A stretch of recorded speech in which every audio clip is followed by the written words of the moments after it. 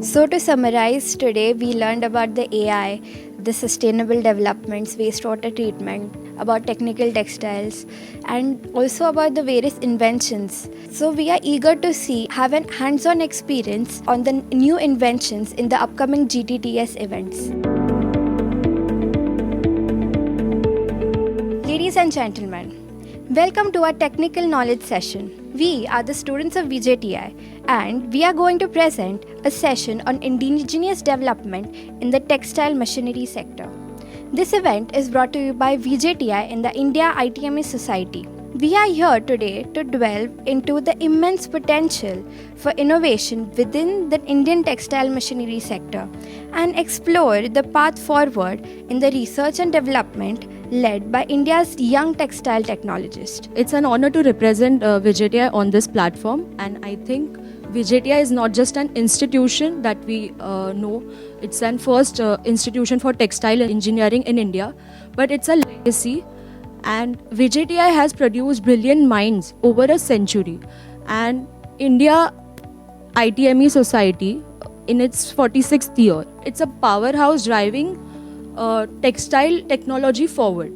And together VJTI and ITME Society creates a bridge between industry and knowledge. It's a good opportunity for our generation to lead our future textile technology. What is the significance of ITME in the Indian Textile Society? India ITME Society stands for India International Textile Machinery Exhibition Society, and it dedicatedly contributes towards the textile engineering and textile machineries in India. It also plays a very important role in advancing textile technology, and it also creates the bridge between the industry, and it also provides a platform for the global as well as the local manufacturers, stakeholders to showcase the latest advancements in textile machineries. As we all know about the exhibitions organized by the ITME, it is a premier event which provides a platform for the global as well as the local manufacturers, stakeholders and businesses, to be honest, to showcase the latest advancements in textile machineries. And also we are aware about the training sessions and the seminars, which are not only meant for the industrial people but also for students like us. And these seminars prove to be one of the best platforms for the knowledge exchange and skill development. And these sessions not only help us to get to know about the technical aspect of the textiles, but rather about the industrial knowledge. When we are thinking about to represent India on the global platform, industrial skills are really important when we think to position India at a global textile market.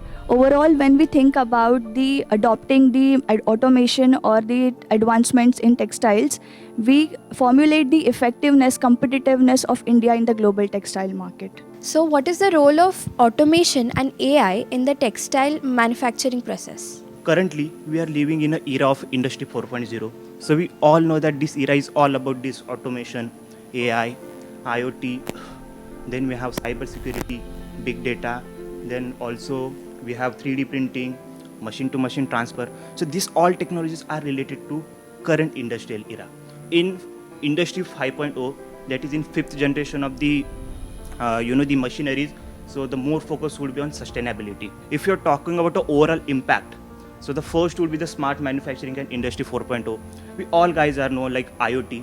So also in our college, you guys might have taken the elective IoT. So IoT basically, the machine which is integrated with sensors. We know that what is the work of sensors. So like real-time monitoring, like whatever the material would come, so it will, sense the things like whatever the faults, defects are there in material, it will catch, and according to that, it will take action. So like basically the work of sensor we know, so it does the work of real-time monitoring and, it collects the data. Then we have data-driven technology. So data-driven technology, like, the collection of production data. So we know that during the production, like, किस fabric का कितना production हुआ, उसमें कितना defects आया, and all those things are also being collected. So big data, this kind of, a platform, and some of the softwares are also being there. So which is actually being integrated with the machineries. So which actually, collects the data, which saves as a history for the upcoming processes. So once you fade a material from one side, you will get the end product. So we'll get a yarn, so which is the defectless yarn. So in between there are sensors. The sensors are embedded from point to point, so which actually, does the real-time monitoring. Like a data of microseconds is also collected. So this is helpful for textile technologists who are actually being sitting in isolation. Their work is just to sit in isolation and just monitor over the screen and just to see that whether the product that we are running which is of use or not. So according to that, they identifies the quality. So this much of advancement is there in Industry 4.0. So in dyeing, we know that we color the fabric. Sometimes what happens, so suppose if we didn't have this kind of technologies, we might lose our fabric or the defect would be there. Obviously, if there is a shade variation, so obviously the defects are going to be there. So for that purpose, that same, the sensors are basically being embedded on machine. So if there is a variation in color, okay, so मेरे को either dark fabric दिख रहा है, either light fabric दिख रहा है. So it analyzes, okay, and it catches the fault and it try to mend it, okay. Rather than going forward, it stops the fabric, it cut out that particular fabric and start the machine. This much of things, this much of advancement is there in current era. Then we have the garmenting, the garment industry. So in garment industry, if we consider we do the sieving, okay. So for that we use that robots. Nowadays in industries, that in India I don't know about because we have a very less capacity of the garments. But in Bangladesh, in China, other Asian countries, if you consider, so they have the a very big capacity and they're actually using this. They're actually using the sieving bots. It actually creates a design itself and does the sieving. Then also apart from that, suppose consider if this is my shirt, so we know that these are the different panels that we cut. So this part that we cut differently. So this is one process which is called as pattern making. So where we cut our panels, right? So for that also we have automated machines, automated cutting machines. So which actually cuts the fabric perfectly without any defect. So the waste reduction could be the one point which comes into the picture. And then apart from this, I would like to throw some light on sustainability point of view. We know that sustainability mainly focuses on environment, the social, the economical aspect. So I would like to add some points on like what is the role of AI in sustainability. Like AI, as I said, the sensors we use and all the things are there. So where if you consider the point of waste, so we know that also our industry generates a lot of waste, and still there are some of the industries, big leaders, so they are actually focusing on like how should be the management of waste. So as a textile technologist, my thought would be like if you generate a less waste, so obviously that is beneficial for us if you're considering from spinning till finishing point of view. So the sensors are there, so which helps to do the real-time monitoring, which also help us to reduce the waste. There is also relationship between the labors and the machineries, if you say. So like suppose for example, considering old looms. So if you're considering old looms, mainly weaving sector I'm focusing on, weaving looms. So हम लोग हाथ से करते थे, पहला handloom, we all guys know that हाथ से सब करते थे. So एक लूम को एक ही वर्कर अलॉट रहता था, बरोबर. So ऐसे like जितने भी लूम्स होंगे, number of looms is equal to number of workers. Nowadays advancement हो गया, okay, digitalize हो गया सब. Now we are more on automation, robotics, AI, which is playing a good role. So उसकी वजह से क्या हुआ कि like उनके ऊपर जो भी वर्क प्रेशर आता था वो कम हो गया. अभी एक weaver 7 to 8 looms easily handle करता है. ऑटोमेशन हो गया, कौन से भी लूम में कोई तो डिफेक्ट आया, so the loom will stop automatically. I would like to ask you what important role does sustainability and eco-friendly technologies play in textile manufacturing machines? As we know, for the coming another 10 years, right, the industry is expected to grow 3 times what its size is now. So its forecast is about $300 billion, the Indian textile industry, if we focus on.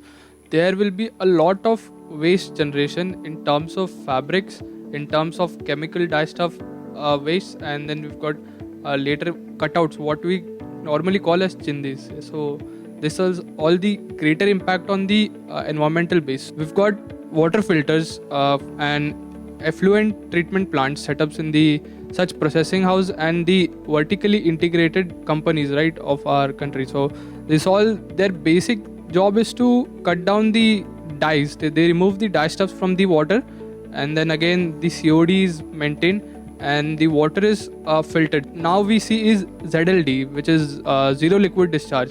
So it's been policy spread throughout the processing houses, and other we can see that companies like Voila Water Technologies and Solutions and WTE Infra Projects Limited. So these are the companies that focus on such technology like water treatment, wastewater management, zero liquid discharge. So what they do is basically by means of crystallization, they help in the purification of water and removal of the hazardous chemicals and all. Switching to the dyes, right? So earlier we used to go more on base of benzoic aromatics, whatever. Those are the basically toxic substances. Now the industry is focusing more on the eco-friendly dyes, which does not harms the our environment, which is less toxic to us as in humans concerned. Again, we move forward is the recycling basically. So what happens is ki earlier what used to be ki manufacturer has made, everything goes, we as a consumer just dispose it. So where it goes, it's like basically it goes into landfills, right? So landfills में वो तो degrade नहीं होगा, it's not degradable, right? Basic our clothes and all. So what now has been done is कि manufacture to manufacture, the cycle has been made. So first the manufacturer itself is the producer, and at the end after the consumer just disposes it, manufacturer is now responsible for taking it back into its production unit by means of recycling it. So this can be done by blending it with some virgin products that we know. What are the different challenges faced by the textile machinery industry in India? India still lags for the importing advanced technology machineries from the German and Switzerland. Secondly is for the cost competitiveness. We have the high amount of raw materials and labors, but we still lag for the competitiveness because of the logistics and all this thing. And thirdly, for the sustainability and the waste management. So as a global textile leader, we textile industry generate too much of waste. But how to degrade that? Indian textile industry still lags for managing that waste production, and also for the sustainable parameters, we are struggle to maintain that standards for the green environment we have. The third point is like there is a huge gap between industry and academics. The academic institutions are not even having knowledge about the industry in detail. This gap should be filled with more research and development sessions, and to foster this, we need to have more knowledge about what's the global competitiveness and how we can foster innovations by collaborating students with the institutions. Is it possible that India can become a global hub for textile manufacture industry? Definitely yes. With continued innovations in technologies, research and developments, and with the support of our Indian government, India can become a global leader in the sector of textile machinery manufacturing. And also, as Nikhil mentioned, the industry 5.0, the new industrial revolution is on its way. So it's a great opportunity for us Indians to be a part of that. And also, as Shivani mentioned, that we Indians are facing problems in importing the machineries. That problem also can be solved. So can ITME contribute to this success? Yes, definitely. ITME can contribute in making India a global hub. There are few ways which it can do. As ITME organizes many exhibitions, and where not only the manufacturers, even the students are also invited. The various industry experts also go. Students and industry people can get a chance to interact, which Shivani mentioned, which is lagging, which can get filled up with this. And next is new inventions, whatever there are in Indian textile industry are exhibited in ITME, which people can see. Even the industry experts can predict what will be the next market demand. Next thing is people get motivation for doing more research and development in the textile industry. Next is ITME gives many awards to recognizes people of great contribution, which can encourage people to come up with new innovations and technologies. Not only Indians but foreign people also come, and they can learn about the Indian textile industry, and we can collaborate with them. So it bridges the gap between the textile machine. I would like to add one point, like ITME Society arranges student award, like to encourage and foster innovations. Students can think more about the industry and advancements in the machineries to protect our nature and make it more worthy. Industry and जो students के बीच में जो gap है that can be bridge by this exhibition of ITME, and also institute don't have this latest machines, so students can explore this latest machine in at exhibition of ITME. Generally, people opt for computer engineering and IT. What are the challenges that students face as a textile technologist? Challenges as in ki the mass crowd is not basically aware about this field. It's basically for them it's the just a overview of what we call as a tailor business sort of. On a larger scale, if we see the textile industry is the second largest employer in India after agriculture, and it's almost has a great contribution, about 2% to the GDP of the country as well.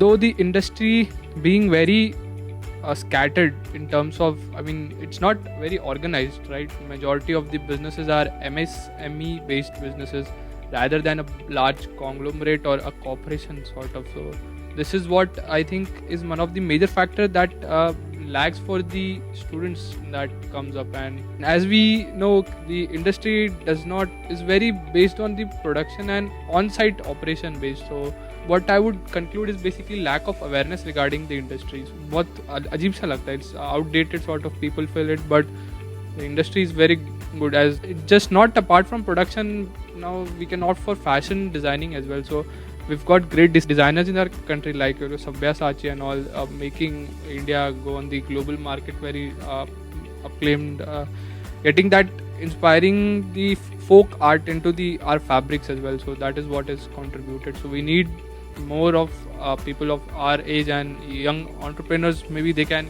delve into this business, look out. And so such events are the, I would say, the starting point for such things.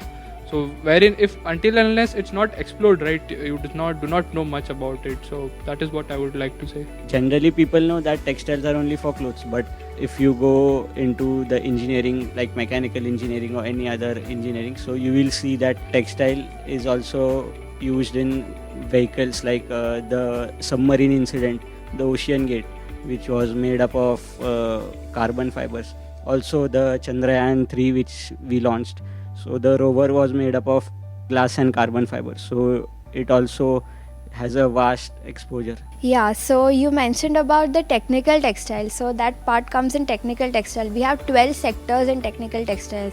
We have geotextiles, we have protective textiles for the bulletproof jackets and etc. The extreme cold weather clothings which people wear, that also comes under textiles, which use advanced technologies. Then we even have for civil engineering applications, we have different structures which we can use. Most of the textiles we know used in defense are of like ballistic wares, Picatinny rails, ropes and everything, campsites and everything. And one more part is like recently I've seen a paper in which textiles are being used into the exoskeleton systems. Basically these systems are being procured with different types of technical textiles. For example, some of them are getting into the Velcro stuff and everything. Means they're using Velcro and other sort of textiles instead of using hinges into the exoskeleton system. This is a good thing that we can make exoskeletons like more light in weight as compared to using different types of metals and metallic hinges for elbow and shoulder movements. Basically the exoskeleton suit is, you can say it is a superhero kind of suit which has been designed by DRDO, is working on it. Textile also has a good scope in the defense lineup in the upcoming years. Yeah, we don't have the technology of manufacturing the technical textile, but I'm quite sure that some of the young players are sitting along with me or my mates or friends. So I'm sure that we'll explore this field and we will bring something new in this field, and we'll try to market our, we will represent our own branch, something in big industry, and obviously we'll try to add some spice in our industry, and we'll be doing a marketing, and we'll try to attract more people to take a textile engineering as a choice. How important is the platform of GTTES for the student industry interaction, and how ITME has facilitated VJTI in doing so? The exhibitions like GTTS organized by India ITME, so this act as a bridge between academia and the textile industry. So it fosters value-based knowledge, hands-on experience, practical knowledge. Events such like this offers a great opportunity for networking for students, and as well as this networking opportunity can be used in career development, right? So we've got people from industry, so we can connect through them. We can ask them for probably internships, maybe research. We can go for the research projects. We can contribute on to that sector and all. And coming back to how India ITME has fostered VJTI is, they have been a key support in our various events, and like we have Vastra, right? So they have been helping us throughout that. They have taken us to the ITME 2022 event, wherein with the contribution of ITME, students like us could experience the development in technology therein, and other forms of support have been provided by ITME India. India ITME is not just an exhibition, it's about empowerment as well. And as you also mentioned, that how it gives recognition to students and for their inputs, for their research and innovation. I think it actively encourages students to go into research and innovation. Like, don't you think if we get a recognition for our inputs, we will obviously get motivated to do more and more? Honestly, I think it's not just about recognition, it's about motivation to create, to experiment, and also to by bringing a real change in the industry. So, which technologies are you expecting to see in the upcoming GTTES? So we have more than 10 technologies that we are going to see. Premium Looms Manufacturing Private Limited Company, and they manufactures the advanced weaving machinery parts and the spare parts related to it, and they supplies over the global market as well as Indian markets. So they have their own rapier looms, then airjet looms, then waterjet looms, then they have their electronic jacquards. Then we must have heard about the terry towels weaving loom. So these looms also, they have. I'm sure that we guys will surely see the latest advancement. As I said that, the IoT, AI. So these kind of things that we'll surely see in their products, and we will gain a lot of knowledge over there. So next company is Vertex Edge Tech. It is an Indian company that deals in manufacturing of ultrasonic, fully automatic, quality-based garment labeling, cutting, and folding machines. It was founded back in 2006 by Mr. Vishal Kale and Rupesh Kale. This company has a good vision of revolutionizing the textile industry and bringing in more automatic ways in finishing and product lines. So here are few products. The first one is VET90, which is an ultrasonic label cutting machine. It provides ultra smooth and precisely sealed edges for printed and cotton labels. The second one is VET110, which is again an ultrasonic based centerfold machine designed to cut and fold satin and cotton labels. So next we have ColorJet. It is India's largest manufacturer of digital textile inkjet printers. It has been at the forefront of innovation in the digital printing industry.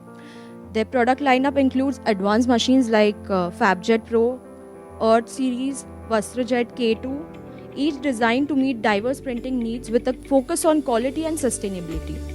I think these innovations underscore ColorJet's dedication to advancing digital printing technology while also prioritizing environmental sustainability. Next machines are CARU Natex, that is National Electrical Engineering Technology. So they produce basically the processing machines. It was established in 1960s. Like, they used to initially make the spare parts for the textile machineries, but later on they started building the finishing machineries. The products they have are sueding machines, laser engraving machines, laser stripping machines. I'm really looking forward to see all these machines during our upcoming GTTS events. There is a company called as Ingersoll Rand India Limited. So they make generally oil-free rotatory screws, centrifugal compressors. These parts are used in ginning machines or in spinning or in any other textile machineries. They play a very important role. So I am looking forward to see these machineries in the upcoming event. The next machinery is Lakshmi shuttleless looms. We know that shuttles were used before, and Lakshmi Works brings in the shuttleless loom, which will increase the production to a large extent. I would like to add about there's a company called Reezer Imports and Exports Limited. So these are the dominant players in this industry. They provide air cooling solutions, spot cooling solution, temperature controls, humidification. This company has an expertise over a decade and a half throughout this business, and it's, I think, can be one of the trusted companies in this segment. Humidification plays an important role throughout the weaving process, I would say, because the cotton and all needs a certain level of humidification to bear its strength. So if not given, there will be breakages and warp. So such cooling systems and humidification plants play an important role into that. AAS, the Advanced Assured Sustainable Tech, made a hilt, like small part, but the important one, that is the hilts, which are used to separate the threads and form a fabric. So to pass that yarns, our AAS company introduced to a dual wire heel frame which has two heel eyes from which we can pass two yarn threads from it, and it's a sustainable product, as well as it reduces the yarn breakages because we are replacing the iron heel frames with the plastic one, and the plastic yet the sustainable one. So the next machine is OHM Corporations. So they build spare parts for weaving machines. The parts like web feeler, airjet parts and waterjet parts are produced here. I would like to talk about the Samruddhi Engineering.